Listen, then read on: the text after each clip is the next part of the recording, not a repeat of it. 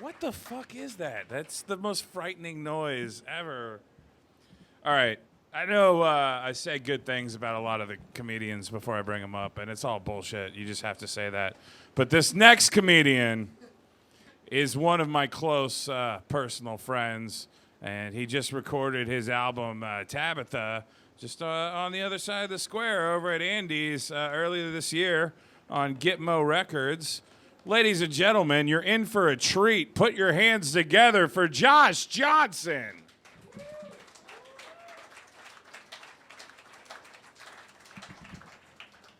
Hel- Hello, Denton. I'm sorry. I am a lot of high right now. I'm usually not. I'm usually way more professional than this, but I was like, hey, I'm going up there where half the people are that way anyway. So who'd really notice? Blend in, be a part of the culture. When in Rome, smoke up all Rome's pot, and then don't come back for another couple of months until you need something else from Rome.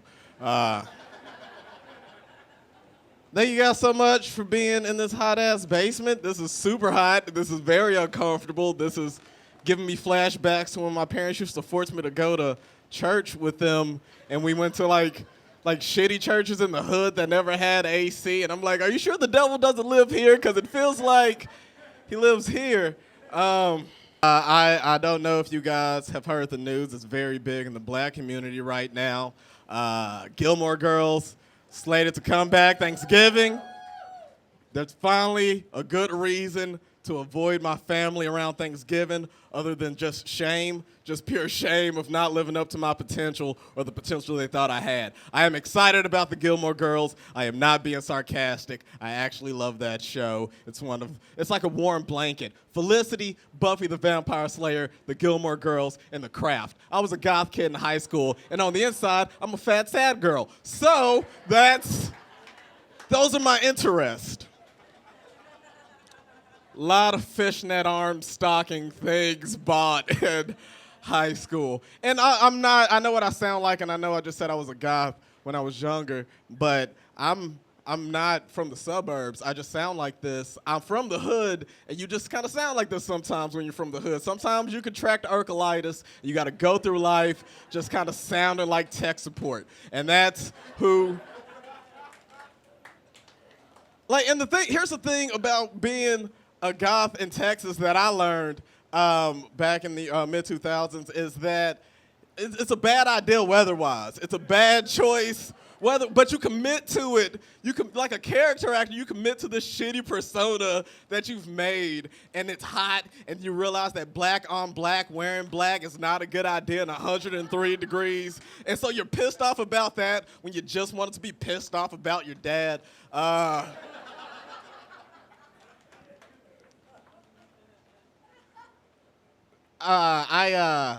used to think about suicide like a lot. I mean, I still do, but it used to be just like a main thing in my head, and it was always attached to this definition of sadness that I had in my head, and like that's changed because when I was a goth kid, my definition of sadness was watching The Crow in my room every day, 3 times a day for a month. That is true. I wasted an entire month of my life. I could have learned a language. But my definition of sadness has changed as I gotten older. I'm 27, and like the last big change for my definition of sadness came when I was 23, and I got divorced because, of course, I was supposed to. Statistics, all right?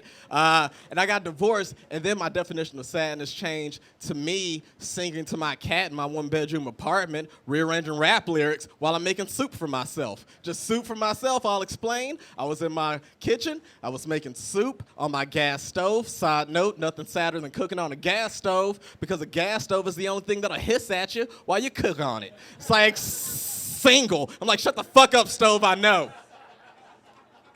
Let's just get through this soup. So I'm stirring my soup, and my cat, Chairman Meow, is just sitting there looking at me, not making any kind of effort to indulge me in conversation, leaving me to find an icebreaker for it. Break up the silence, crack the tension, so I look at him while I'm stirring my soup, and I go, allow me to reintroduce myself. My name is Stove. And he threw up all over my kitchen floor and went to sleep in my living room, and it was almost like having my ex-wife back. I don't know who that was for me or for her. He's still bitter about it, and it's been years.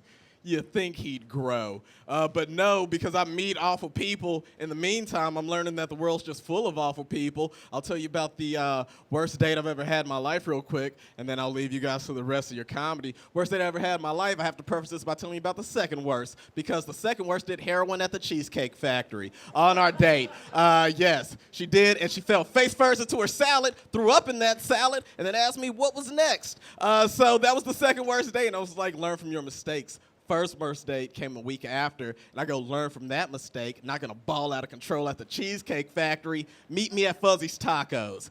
I go to Fuzzy's Tacos, and I'm waiting there for 45 minutes because I'm Black Millhouse, and that's what you do. So I'm waiting there for 45 minutes. She shows up, hair all over her head, reeking of fresh sex. She just had sex. Fresh fuck, all right? And I didn't want to be that guy, but I was like, hey, I don't want to, but your hair is kind of, were you just somewhere else? And she goes, yeah, I was with he's not my boyfriend, but he's kind of my, I go, whoa, you 45 minutes late for our date because you were fucking your boyfriend. That's weird, right? That's a weird jump off to this date, whatever. I'm hungry, let's do this. Go inside. I let things go, I'm a Buddhist. I go inside, we go to order, and I order, and then she orders, and then she tries to order a second thing, right? And I try to make light of it. I go, man, all that fucking must have made you hungry. And she goes, oh, actually, it's for him. I go, ooh, and you wanted me to pay for it. Bold move, silly move, not gonna happen. Get that shit yourself. And then she goes, the waitress goes, for here or to go? And I go, for here. And she goes, to go. And I go, wait, I'm paying for your food, and you're not even gonna eat it with me? If that's what's up? And she goes, he's kind of waiting in the car. And I'm like, why would you bring him? And I look over my shoulder, and like through the big window at Fuzzy's, I see a guy in like a hollowed out Cavalier just kind of air drumming a Third Eye Blind or some bullshit. And he sees me looking at him, so he just kind of. And then I wave back, and I still hang out with those people. All right? Thank you guys very much. I've been Josh Johnson. Enjoy the rest of your night.